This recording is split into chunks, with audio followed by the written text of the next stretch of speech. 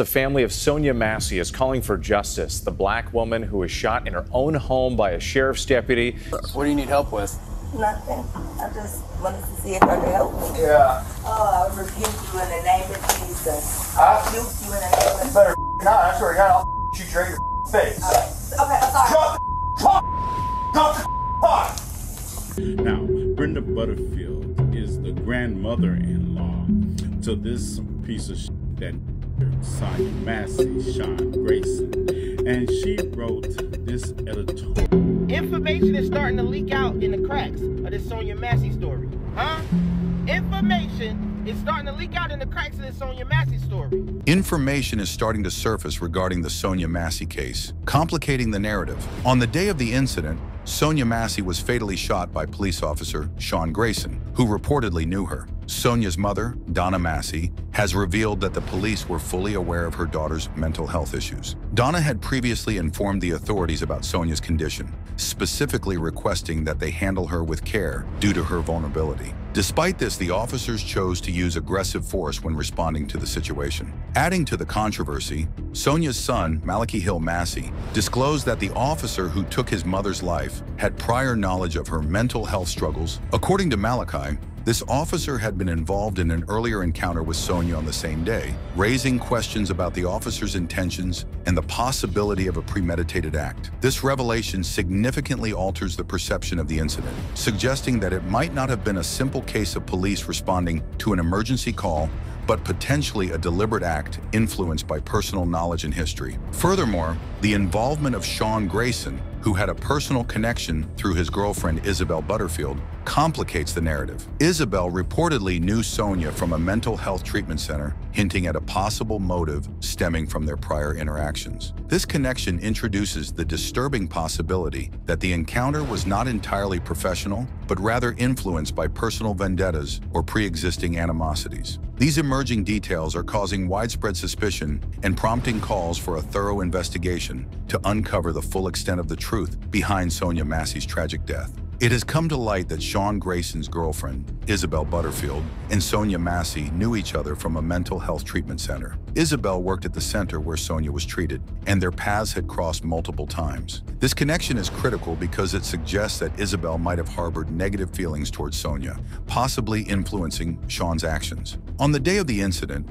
Sonya was found without clothes outside her house, which raises questions about the circumstances leading to her confrontation with the police. Some speculate that she rushed home from the health center after a possible altercation with Isabelle. The fact that Sonya was still wearing a hospital bracelet at the time of her death adds to this theory, implying that something significant occurred shortly before the police arrived. There are also questions about the nature of the 911 call Sonya made, reporting an intruder in her house. Given her mental health condition and the previous calls for help, it's possible she was experiencing a paranoid episode. However, the police's response, especially Sean's aggressive approach, seems disproportionate and suspicious. The involvement of Sean, who had been aware of Sonya's mental health issues and had encountered her earlier that day, points towards a potential setup. Adding to the suspicion is Sean's decision to turn off his body cam during the interaction, a move that indicates he might have been trying to conceal his actions. His partner's body cam footage eventually revealed the truth, but Sean's behavior raises serious questions about his intentions. The possibility that he acted on personal motives, influenced by his relationship with Isabelle and her interactions with Sonya,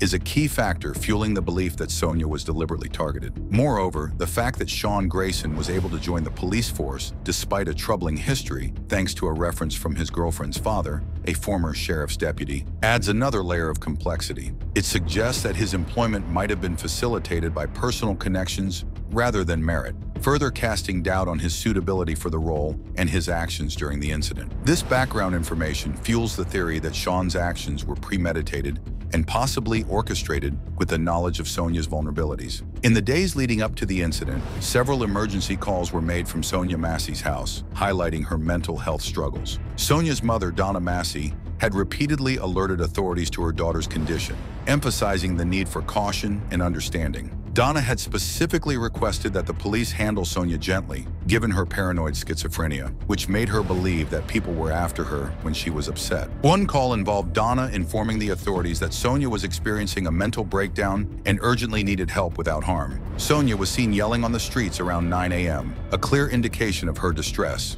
Despite these warnings, the police's response was anything but gentle. Instead, they chose to engage with aggressive force. Another emergency call was made by a woman who did not identify herself, but claimed that people wanted to hurt her. This call further demonstrated the ongoing fear and paranoia that Sonya was experiencing. A day later, Sonya herself made a call reporting that a neighbor had hit her with a brick. After this altercation, she went to the hospital for medical treatment, where she recounted the incident to a sheriff's deputy. During this encounter, she also mentioned that she had been recently released from a mental health facility and that a police officer had attempted to run her off the road earlier that day. These calls show a pattern of Sonya seeking help and protection, only to be met with misunderstanding and hostility from those who were supposed to protect her. The fact that she had been in frequent contact with the police and had explicitly informed them of her mental health status underscores the gravity of their subsequent actions. This history of emergency calls not only illustrates Sonya's ongoing battle with mental health issues, but also highlights the systemic failure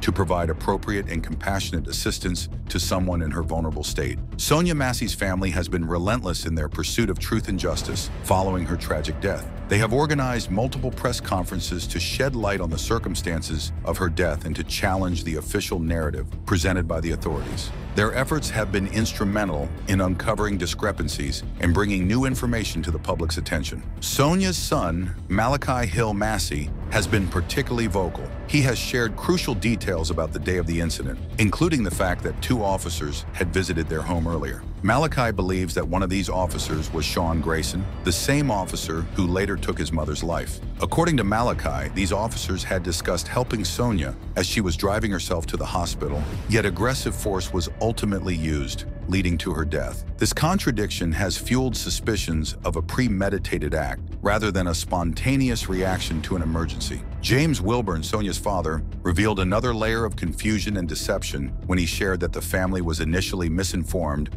about the circumstances of Sonya's death. Authorities told them that an intruder had killed Sonya, not a police officer. This misinformation was corrected only after James's brother discovered through official documentation that deputies were involved. This revelation has intensified the family's distrust of the police and their determination to seek the full truth. Sonya's family has also pointed out alarming behaviors by Officer Sean Grayson, such as his decision to turn off his body cam during the incident. This act, combined with the aggressive approach despite knowing Sonya's mental health struggles, has raised questions about his intentions and the potential for a cover-up. The body cam footage from Sean's partner was ultimately what brought some clarity to the situation, but it also highlighted the suspicious nature of Sean's actions. The family's pursuit of truth is not just about seeking justice for Sonya, but also about addressing the broader systemic issues that allowed such a tragedy to occur. They are advocating for accountability not only for Sean Grayson, but also for the police department that employed him, despite his problematic history. Their goal is to ensure that no other family has to endure the same pain and to push for reforms that better protect individuals with mental health issues. Their relentless advocacy underscores their commitment to uncovering the full story and holding those responsible accountable. From the outset, conflicting reports have surrounded the death of Sonya Massey, adding confusion and suspicion to the case. Initially, authorities informed Sonya's father, James Wilburn, that an intruder was responsible for her death. This misleading information was only corrected when James's brother reviewed official documentation and discovered that deputies were involved. This discrepancy raised serious questions about the transparency and honesty of the police's communication with the family.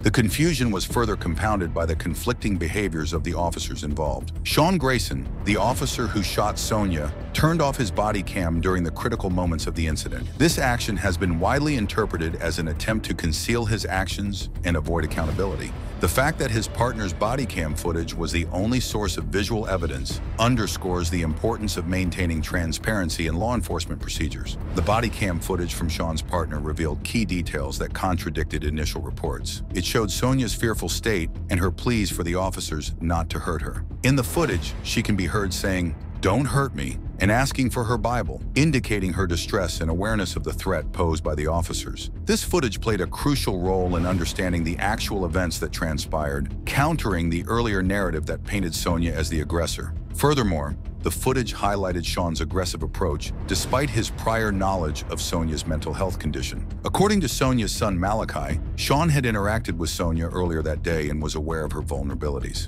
Despite this, Sean chose to use lethal force, which has led many to suspect that his actions were not a spontaneous reaction, but a deliberate and calculated move. The revelation that Sean Grayson had a troubled history, including 2 DUI convictions and a pattern of aggressive behavior in previous law enforcement roles, has added another layer of suspicion. This information was not initially disclosed, leading to public outcry over why someone with such a background was allowed to serve as a police officer. The fact that Sean was hired due to a recommendation from his girlfriend's father, a former sheriff's deputy, further fuels the belief that personal connections rather than merit led to his employment.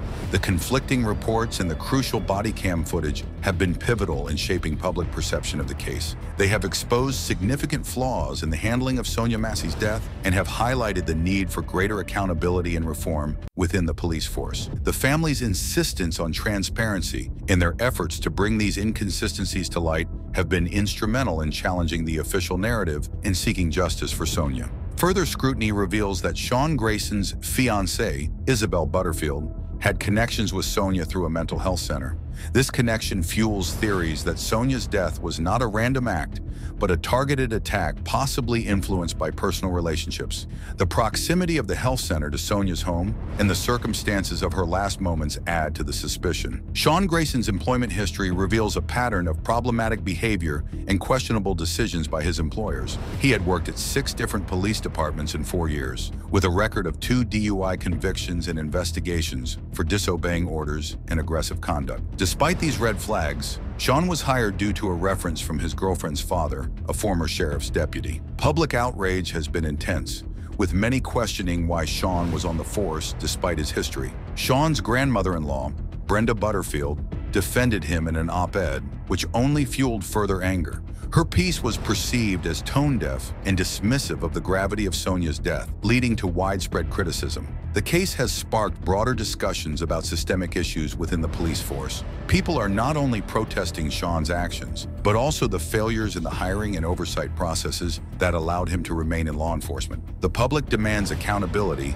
and a thorough investigation into everyone involved. The Sonya Massey case is a deeply troubling incident that raises significant questions about police conduct, mental health awareness, and systemic failures. The emerging details suggest a potential setup and highlight the need for comprehensive reforms within the police force to prevent such tragedies in the future. The call for justice for Sonya Massey continues, with her family and the public seeking answers and accountability.